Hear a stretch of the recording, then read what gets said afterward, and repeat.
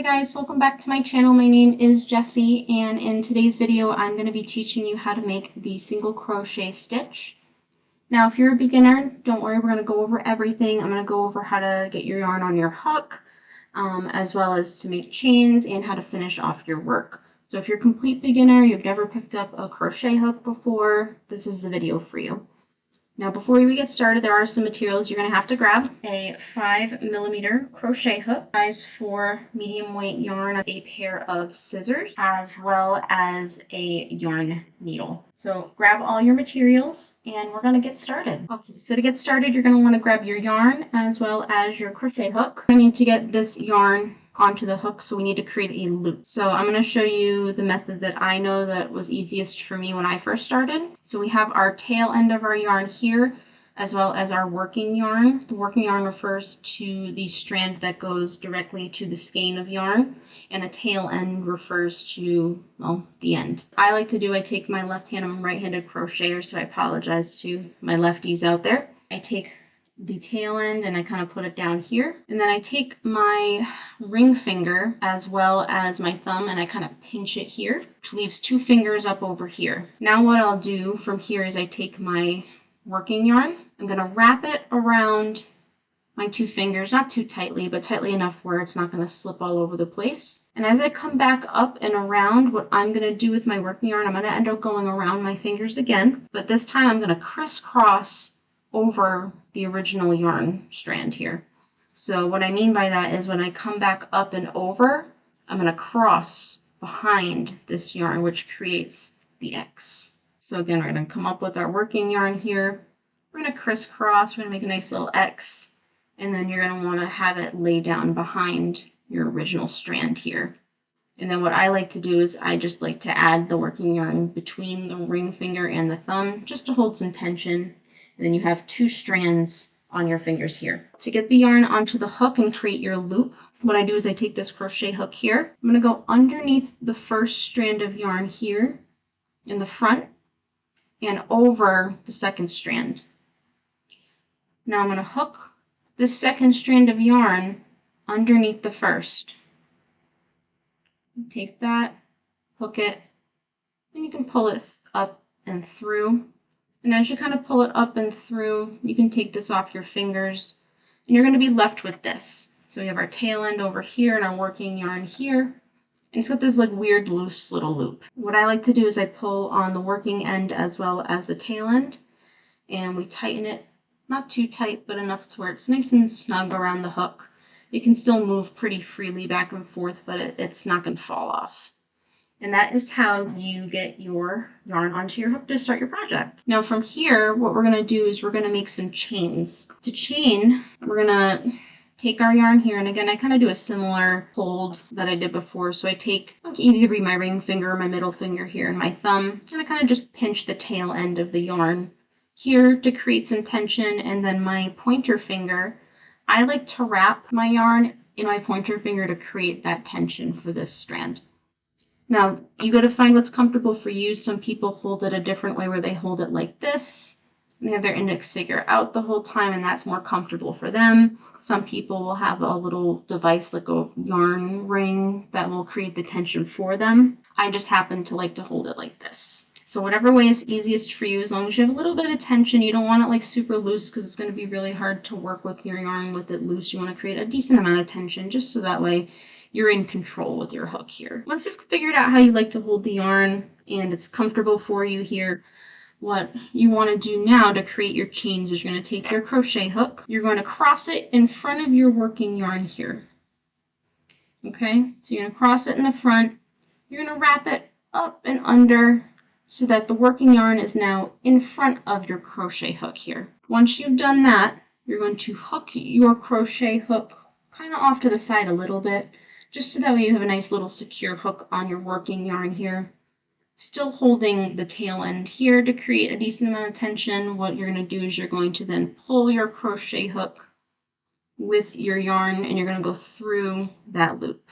And that is your first chain. You'll still always have a loop on your hook when you're working with your crochet hook. There should always be some type of yarn on your crochet hook while you're making your project. So we're going to do that again a couple times. We'll make a chain of 8. We'll make a chain of 8. Why not? So that was 1. And then we're going to do it again. We're going to go over the working yarn underneath so that it loops in the front of your crochet hook.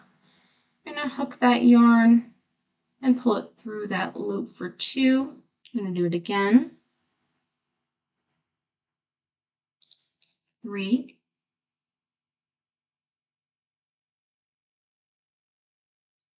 4.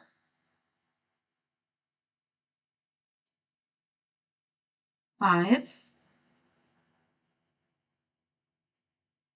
6. 7. And 8. So you should have 8 chains made here. And you can kind of see the chains pretty distinctly. They give these little V's. It actually looks like chain link, kind of. So you should have 8. So I'm going to count, make sure I have the right number of chains here. 1, 2, 3, 4, 5, 6, 7, and 8. Now, to continue your project, what you're going to do is you're going to want to now work on the opposite direction of which we were chaining. So we're going to work this way. You never crochet into the first chain next to the hook because our working yarn is coming out of there. You're going to crochet into the second chain from the hook. And by doing so, because we'll be skipping a chain, we should have a total of 7 stitches by the end of this. So I'm going to find that second chain from the hook, which I've identified to be here. I'm going to take my crochet hook and I'm going to insert it into that second chain, like so. And then what I'm going to do is I'm going to grab that yarn just like we did when we were chaining. I'm going to go underneath so that the yarn is in front of my crochet hook here. I'm going to kind of hook it and loop it and pull it through that 1 stitch. And then I'll have 2 loops here on your crochet hook. And then I'm going to do the same thing here. I'm going to loop, grab that yarn, I'm going to pull it through both loops. And that will complete your first single crochet. I'm going to continue on down through the chains. We're going to go into that 3rd chain here. Going to loop your yarn, pull it through the chain. Make sure there's 2 loops on your hook here. We're going to yarn over, grab that working yarn, and then pull it through both loops. That'll be 2. And you want to keep going on all the way down until you have 7 single crochets.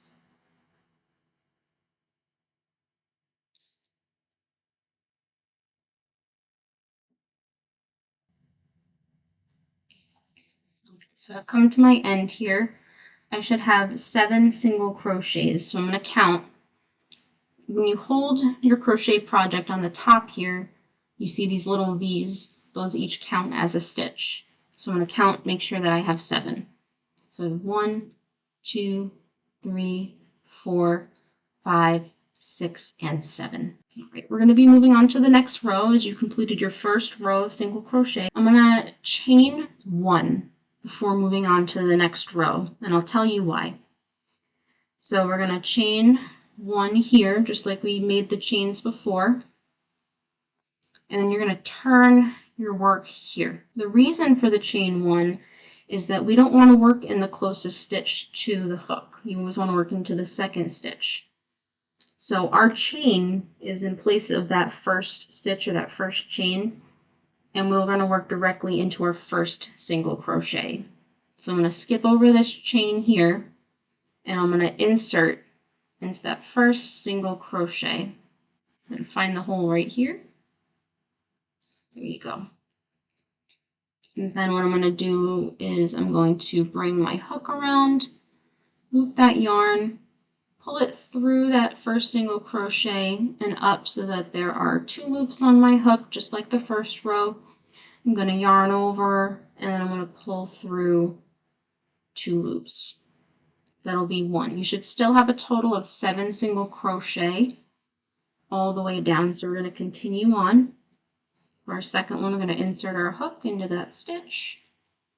We're going to yarn over, pull through the stitch. 2 loops here. Going to yarn over, pull through 2.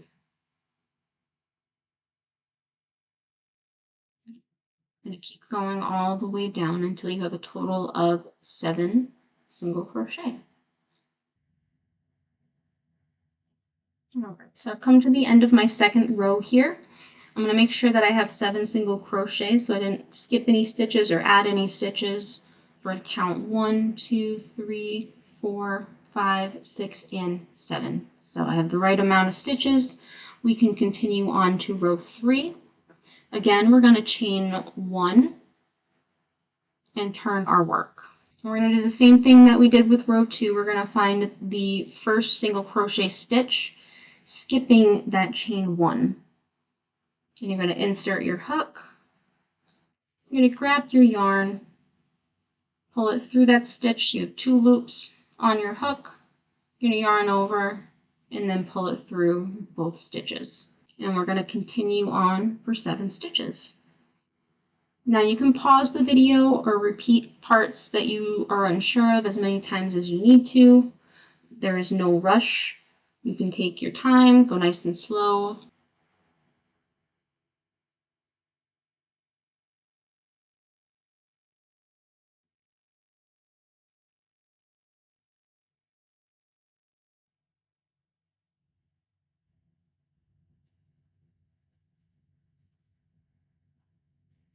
This is the end of row 3. I should still have 7 stitches. So I'm going to make sure we have 1, 2, 3, 4, 5, 6, and 7. We're going to again chain 1 and turn our work to go on to row 4.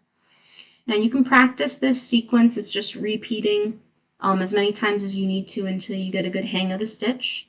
I'm going to make a couple more rows, and then once I get to the end here, I'm going to show you how to finish off your work.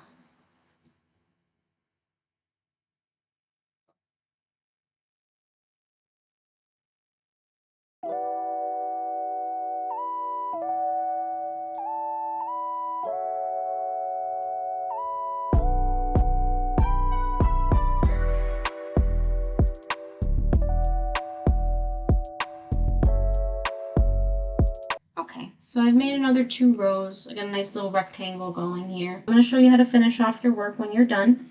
So what you're going to do is you're going to grab your scissors, and you want to make sure that you leave yourself enough yarn here because you're going to use this to sew in your end. You don't have to have a ton of yarn, but you don't want it to cut it too short where you can't weave in your end here. So I like to give myself just a little bit, probably about that much yarn. You don't need a lot. So I'm going to snip it here. And then what I like to do is I like to grab the yarn here. Again, you're going to hook it like we would if we were continuing to do a chain. But instead of just pulling through and hanging on to the chain, I'm going to continue pulling that string all the way through till the end there. Just pull a little tight. And then from here, I'm just going to weave in both my ends to finish off my project. So you're going to grab your yarn needle. And then what you're going to do is you're going to take the end of whichever string you want to start with first, doesn't matter. And you're just going to weave it into your yarn needle here. Thread it right through. Just like that.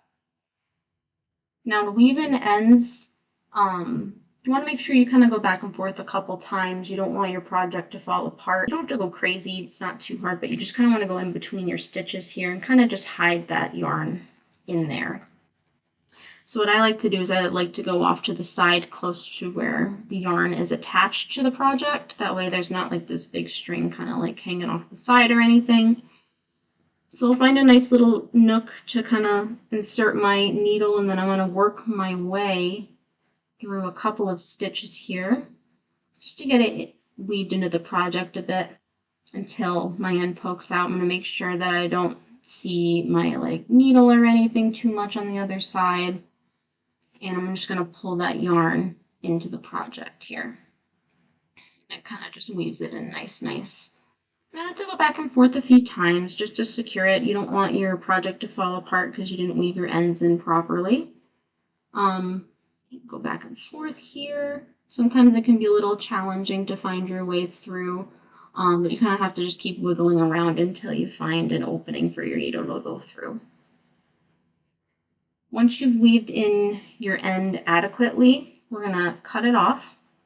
Make sure you don't cut too close to your project. You don't want to accidentally cut your crochet project after you've worked so hard on it. I do like to leave like a tiny little nub. Then what you do is kind of just stretch your work out and it kind of works its way into the stitch it's coming out of. So just do a little snip. And I still have a little piece of tail here. And then what I like to do is kind of just work it into the project where it's supposed to be. Kind of stretch it out a little bit so that way once you use your project, if it gets stretched out, they're not going to poke out. It's already kind of in there. There. And then I'm going to do the same for this end. And with that, you've successfully completed your first single crochet project. You can practice as many times as you need to and re-watch the video as many times as you need to. I know that's how I learned best, was through watching and video example. But yeah, to conclude this video tutorial, if you liked it, give it a thumbs up, subscribe. You want to see more like it, let me know in the comments down below, and I'll see you guys in the next one. Bye!